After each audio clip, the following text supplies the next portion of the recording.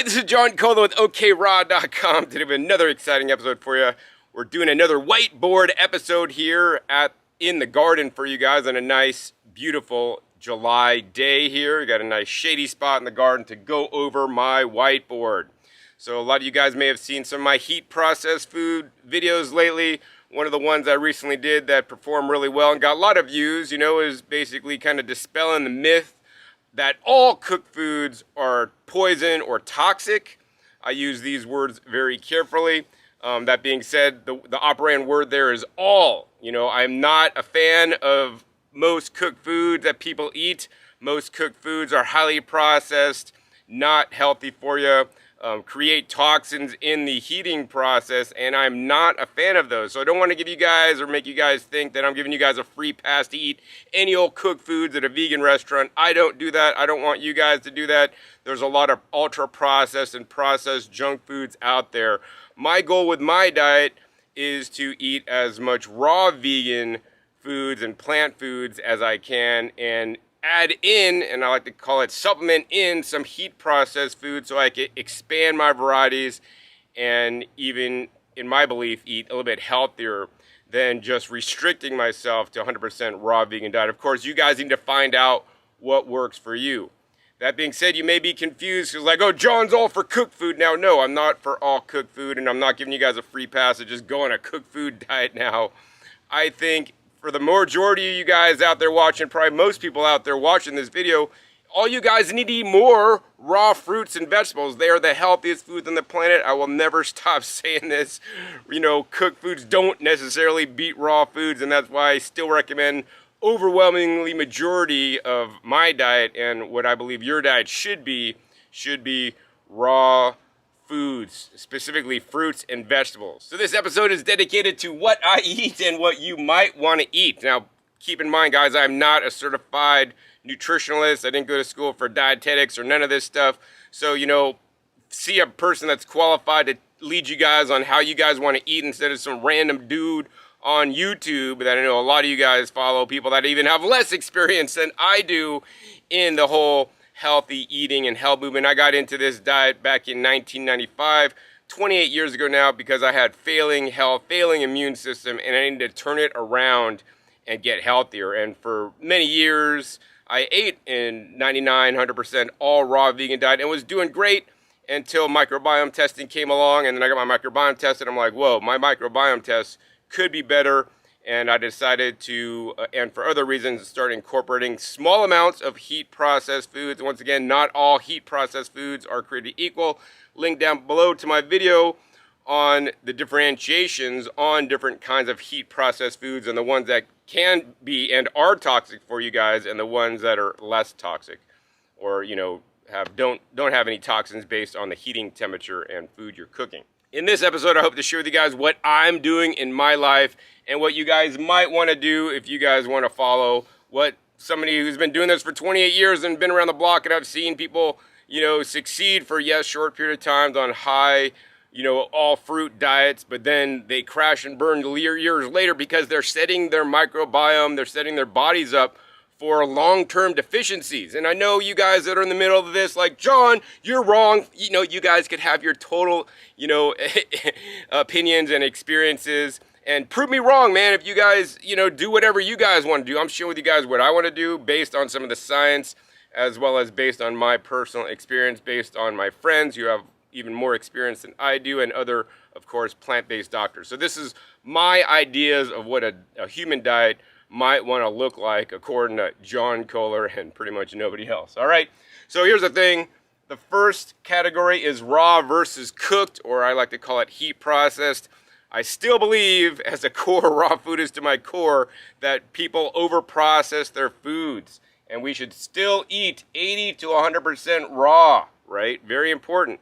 You have to find the percentage that works for you. If you guys are thriving on 100%, you've done a microbiome test, it's kicking butt, man. Stick to it. I won't tell you to try to get you guys to eat some cooked foods. Everybody's different. Their microbiome starting place is different. How you live your life, the stress and everything, the sleep and everything you do will affect your microbiome. And to me, that's a very important element. Of course, other testing I've done is, just standard blood testing to make sure all my vitamins and minerals and blood markers are, in the correct range, as well as, recently did a DEXA scan to make sure other things are in the right ranges as well. So if you're eating 80 to 100%, that means the 20% to 0%, which is 0 to 20%, is heat processed or cooked foods. And I want to differentiate here. I'm not just giving you the blank ticket to just go off and eat like some French fries at McDonald's or go to a vegan restaurant and eat the ultra processed garbage, fake meats and turkey, tofu, and all these things that still upset me to this day. I want you guys to have it on low heat, cooking with water, short time period, and of course doing it at home so you can observe and know the entire process. It's like I don't encourage you guys to go out and buy things at raw food restaurants because you cannot control their specific process, and I definitely know that some raw vegan restaurants do things that would not be considered raw by some people. I won't really say more about that. But I want you guys to take control of your food and not just buy pre-packaged things and make things yourself. Yes, it does take more time, but now you control the process. You know exactly what's happening. And of course, of the 80 to 100% raw, I want you guys to incorporate a good significant chunk, at least 50% of living foods. I have videos on living foods and how living foods are different than raw foods. Links down below when I went to the Ann Wigmore Institute to kind of go over what is living foods. Living foods include things that are still living, like fresh sprouts, things that are fermented and live with bacteria and enzymes, fermented foods, sprouts. I'm here in my garden, I could pick fresh basil and take it right from the plant. It's still living and put it in my mouth and eat it, or process it for a few minutes, chop it up and eat it, right? That is considered living. Whereas, if you're buying something from the grocery store, that's been harvested and picked and maybe even, in a cooler for a couple weeks, that's not quite as living, guys. Also, a good way to do that is to support your local farmers markets and ask them, hey, when did you guys harvest this? And hopefully they harvested it that morning. So I want you guys to incorporate a lot of more living foods, super important in a diet. Number 2 criteria is all minimally processed. I don't care if you're heat processing your food or otherwise. There are better and worse ways to process your food. I'm like the only guy that I know of that talks about the way you process your food matters. And of course, the one that rules them all, in many cases, but not all, is eat your food whole and chew it to a mush, right? Why do we give babies baby food, right? Because they don't have any teeth, so we grind the food up for them so they could get the digestion. So we want to use our teeth to chew our food up as optimally as possible into a mush. Of course, chewing some bananas up into a mush is a lot easier. You could do it in 5-10 chews than chewing up some leafy greens such as kale or lettuce that might take you 50 chews or something, or even carrots that are nice and hard and firm, right? We want to use our mouths to chew. That starts off the digestion process, works muscles in our face, prevents wrinkles, does lots of stuff, guys. And so it's so important to properly chew your food. And that's why I recommend eating a good percentage raw, which you can eat whole and chew up, whether it's salads. I mean, I like to pre-cut things a little bit smaller, sometimes like shred up carrots, so I have to chomp a huge carrot, but I've already pre-cut it into smaller pieces, so I don't have to chew quite as much. So then, over and above that, there are many different raw food preparation techniques to also prepare food to keep it raw, which is usually just concerned about the temperature. And while that is definitely a concern to lose enzymes, raw foodism, for the most part, does not take into consideration. One of the things that I like to think I thought about a lot is the oxidation damage to the food, right? So for example, we know there's high-speed juicers, which I know a lot of you guys may still own, like a Breville high-speed juicer. If you own a $50 juicer from Walmart or Amazon, right? A lot of those machines are high-speed juicers. While they do juice and can, work to make you guys juice, right? They do a lot of oxidative damage to the juice and can lower, especially sensitive oxygen-sensitive phytonutrients, right? So that's why I recommend slow juicing over high-speed juicing, okay? It's a better technology, preserves more phytonutrients, and it's these very phytonutrients, in my opinion, is what makes raw food so beneficial, because we're not destroying as many phytonutrients in the foods before we get them into us. Of course, a lot of you guys own a standard Vitamix or just a traditional blender, whether it's a Ninja or otherwise. that just does standard blending or traditional blending in an oxygen-rich environment. I do not recommend that. I'm one of the only maybe 5 channels on YouTube with a raw vegan person that is recommending vacuum blending. I have good friends that recommend it also that have been doing it, and they see the difference it makes. I mean, a lot of people may not even talk about it or discuss it, or some people may even still promote the Vitamix without having a vacuum blender attachment. And if you guys are seriously doing this for your health, right, take it to the next level. I have links down below to my Amazon shop where you can get a vacuum blender for as low as like 80 bucks just to try it out. Of course, they have other more expensive attachments you could attach onto your Blendtec or Vitamix. Link down below to that video, the Void Systems Kit, so you guys can convert your current Blendtec or Vitamix into a vacuum blender if you guys don't want to buy a whole new vacuum blender. But the vacuum blender is much more superior over traditional blending for better flavor retention, better storability, better colors, better nutrient retention on those oxygen-sensitive nutrients, less separation and more homogeneous blends, and of course, better flavors. So, you know, I want you guys to do all these things, and like you might not have to be able to do all of them, but just pick out 1 or 2 that you're gonna, you know, focus on. I mean, if you're blending smoothies 3 times a day, you know, just even staying what you're eating and not incorporating cooked foods like I'm going to tell you guys or whatever, or doing some of the other things, that'll up your game. And that's my whole goal of my channel, is to up your game, even if it's just that much, because that much of a change over one day will compound over the whole year by now drinking vacuum blended smoothies and making vacuum blended sauces and soups in your blender that you would just use normally, right? And now you're upping your game. So that's my whole goal. So now the next thing is, a lot of you guys may still be dehydrating your food, right? I dehydrated my food when I got into the raw vegan diet a lot. And as I got more mature in the diet and years went on, I found I used my dehydrator less, right? And that's what I just personally felt I gravitated to. But dehydrated food, as I've learned, while you may be retaining enzymes if you're dehydrating at a low temperature, you're losing the phytonutrients. So there's a better way to preserve food or get that crunch that you're desiring than dehydration, and it's actually freeze drying. So hopefully soon I'll have some videos on freeze drying and freeze dryers that are out there. There's about 4 different companies that are selling freeze dryers in the United States. One of them I cannot talk about due to a lawsuit. Anyways, so yeah, I recommend freeze drying, and you guys can buy freeze dried food at places like Sprouts, Whole Foods, and the best places, Trader Joe's, if you guys want to have some crack. I call it crack. Basically, freeze-dried mangoes is like crack. It's like candy. You can just sit there and eat a ton of them. And yeah, so I don't recommend binging on freeze-dried fruit either. I would recommend you guys actually eat more freeze-dried vegetables to get some more vegetables in you. So if you guys choose to heat process your foods in that 0 to 20%, right, I don't just recommend going out and buying breads or chips or anything that's been done by somebody else. It's probably done at a hot temperature, and it's not John approved for sure. So I want you guys to use a low heat water cooking method under 248 degrees. Once again, link down below to my video on does all cooked foods, are they toxic, right? And so I share in that video all the different low heat cooking methods you guys can process your food to minimize the toxin creation. The other thing I will say is that in general, I only heat process foods that you couldn't necessarily eat raw. So like, you know, now I could expand my diet and eat beans because I cooked them in the Instant Pot, whereas most beans cannot be consumed raw, although some beans, such as garbanzos and lentils and maybe some mung beans, could be sprouted and eaten. But for me, I feel that would be too restrictive. Plus, it's easier to cook beans and sprout them and, you know, all this kind of stuff. Although hopefully I have a partner one day that's growing me sprouted beans, and I'm glad to eat those too.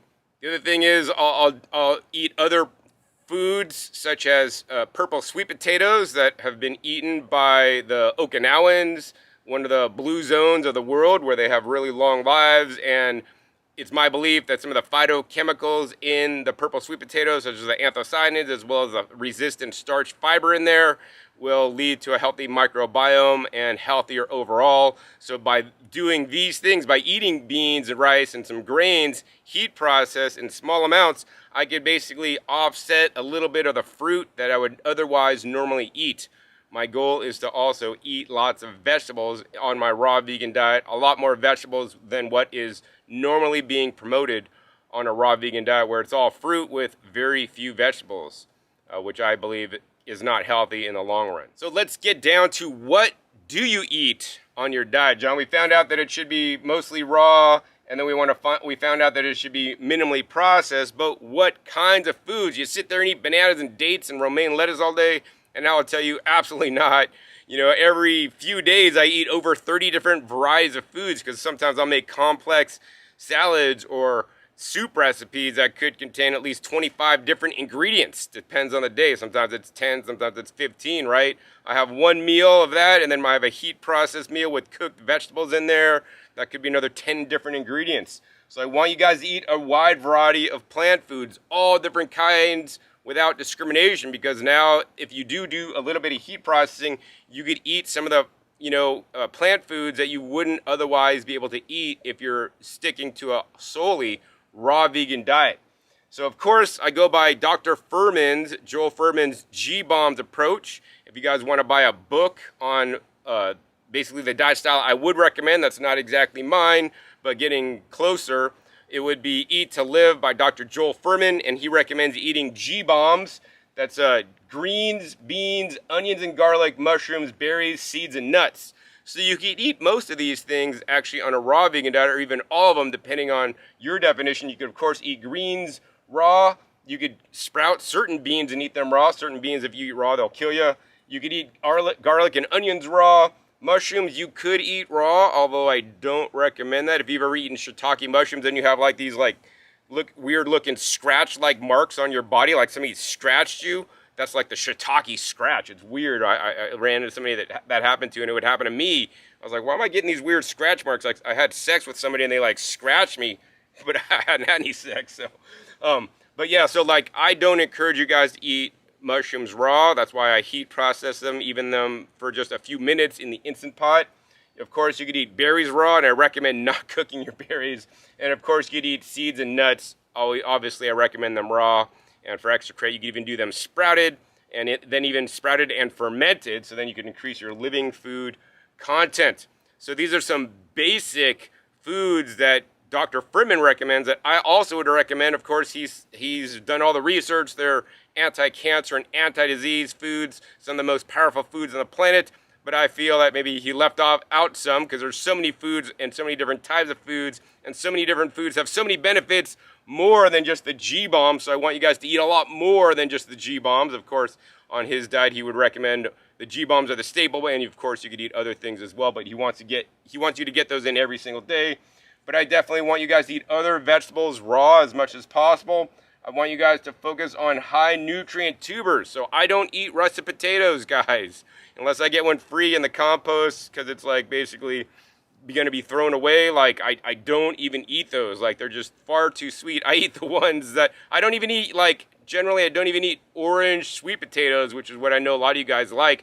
I eat the purple ones that even have less sugar content and more anthocyanin content and probably more resistant starch content, because I'm not eating it for the sugar. My goal is to not get calories from my heat processed foods. My goal is to get the phytonutrients as well as the resistant starch and other kind of fibers that may not be getting in a raw vegan diet, right? So yeah, so then I want you to eat high nutrient tubers. Those would be like purple sweet potatoes, purple potatoes, things called like purple ube, which I get rarely. They have like purple like yams. Even if you can't get those, I had some red potatoes, which are really cool. Even things like Jerusalem artichokes can be eaten raw, or you could also heat process them as well. I would consider those high in nutrients because they're high in the resistant starches that can feed our gut microbiome. I also like to process some yucca, which is definitely a lower nutrient tuber, but high in the resistant starch. And once again, I'm trying to eat a variety to feed all the different gut buddies in my gut. Of course, another plant food I want you guys to eat, not normally thought of, is seaweed. You know, don't pig out on seaweed, but I want you guys to get some seaweed in every single week, small amounts. You know, I got this organic nori stuff I got from rawnori.com, nori sheets. I also have nori flakes. I also have other seaweeds from usually, Korea or Japan that I like to buy. For the trace mineral content, especially the iodine. I also want you guys to eat on a regular basis. Studies show that actually these foods, the fermented foods and cultured foods, are even more anti-inflammatory than simply eating more fiber in your diet. So, I like to eat things like kimchi and sauerkraut. I ferment my own peppers. I ferment a lot of different cabbages from my garden. I like to have like a coconut milk kefir. Link down below to my video on Kefir Lab that has over 100 trillion probiotics per bottle, which I've verified through their testing that they've done. Of course, also you could eat grains, like rice and millet, and I would recommend things like the ancient grains, like I got einkorn grain, which is not like modern wheat. Some of you guys may be gluten sensitive or celiac, so you might want to avoid some of the glutinous grains. I eat oats as well, and I believe all these different grains, once again, small amounts could offset the amount of fruit I'm eating, expand the varieties of my diet, also give me different satiation feelings. So like, if I eat fruit for breakfast, I'm hungry in a few more hours, and I know that's happened to a lot of you guys. But if I eat oatmeal, just 8 ounces of oatmeal that I'll go over in a little bit, right, I'll be good for 4 hours and I just won't even feel hungry. And yeah, of course, I cut up some fresh fruit and put it in my oatmeal to eat it. So I'm eating oatmeal plus fruit, right? So yeah, it's like these little things you could really expand the amount of kinds of food you could eat and still eat a good percentage raw at the same time. And I want you guys always to choose the colorful foods. Don't always get that white cauliflower. Try to get the, the orange cauliflower, or the purple cauliflower, or the green cauliflower. And, eat the rainbow. I mean, you've heard that a lot. I really want to encourage you guys to eat the rainbow instead of just, white bananas all the time. Try to find those red apples when they're in season. I have a video down below. I'll post if I remember. They're fun. All right, so we learned about raw versus cooked, all minimally processed, and a wide variety of different kinds of plant foods. Try not to restrict yourself to any particular food categories like only fruits, only vegetables. I want you guys also to eat, of course, some nuts and seeds, an ounce or two a day. And then, of course, number 4 is supplements. I'm not really going to go deep into supplements because that opens a whole can of worms. But what I'm going to say is supplements as needed. But the goal is to get your nutrients from food, right? Here's the thing, guys. The wider variety amount and different kinds of foods you're eating, the wider variety of different vitamins, minerals, amino acids, phytonutrients you'll be getting from your food so that you can supplement less or potentially not at all. That being said, I always recommend things like a vitamin B supplement for everybody on the planet, not just vegans, because non-vegans could be deficient as well. So I encourage you guys to get your blood tested. Link down below to my video on blood testing and how you guys could get that done, without having to see a doctor, and just pay for it on your own and have it be very affordable. So you guys could monitor your blood levels and see where you're at to see if you actually need a supplement or not. Of course, I encourage you guys to get enough sun so you guys don't have to take a vitamin D supplement. I found that even if I was in the sun, and like I'm in the sun in my garden every day, even during the summer in the mornings for a few hours with my shirt off, that does not get me to the place of vitamin D where I would like. So I do supplement that. Of course, I'll put a link down below my video, complement, where I talk about some of my blood levels on vitamins I tested, and if the complement supplement, which is designed for vegans, can also work for raw vegans, with the different nutrients that may be deficient in a vegan diet, help me out, and it may be able to help you out as well. So how do we put all this together, John? What does that look like in a day? So now I want to give you guys an eating example of what I would eat in a day. Every day is a bit different. This is just the general pattern that I've been doing. And most days, of course, the different foods or juices I'll be drinking always changes up based on whatever's ripe in my garden, whatever I could source locally and organic, or whatever's at the local farms and farmers markets, okay? So keep that in mind. I'm not just doing this blindly every day, because even within my green juice recipe changes every week, because I make a big batch of green juice, maybe 5 to 7 quarts, and I'll use these ingredients, but then the next week it'll be these ingredients, and they'll be totally different, or some of them may be the same, some of them may be different, okay? So for my day, this is what I usually eat. I will drink a green juice in the morning. I'll have some water usually at first, and that's about 30 ounces, because I do 32-ounce mason jars that I don't fill up to the top. I pull a vacuum on, then I could drink them. And my green juice, I think, was different things like this week was bok choy, romaine lettuce, celery, cucumber, maybe some kale and some Swiss chard. And then that's one juice, so that keeps me hydrated in the morning. And then I like to have another second juice, either right after my green juice or later in the day to stay hydrated, because I do live in the desert and I'm not a big fan of drinking water. I would rather drink my vegetables instead of drink water, because now the vegetables filtered the water, provide a structured water as well as other vitamins, minerals, and other phytonutrients. So the second vegetable juice is over 50% vegetables. I think this time of year, my current juices in my fridge are mostly either cucumbers with jicama and some beets, or sometimes I'll add carrots in there, and then I might have the other percentage is like a I would call it a non-sweet fruit, because it's basically an unripe fruit I got from the local, farm, maybe even watermelon or honeydew melons, okay? So that's my second juice to stay hydrated. And then I might have an oatmeal or grain bowl, and that's basically about 8 ounces of oatmeal or grains in the Instant Pot for like 4 minutes. And then I'll take it out. I'll add in additional resistant starch powders, apple peel powder, some other kind of prebiotic powders, as well as some kefir lab like coconut milk to crank up the probiotics in there. I'll put in some fresh berries or freeze-dried berries in there, maybe cut up a banana if I have it, and some other fruit.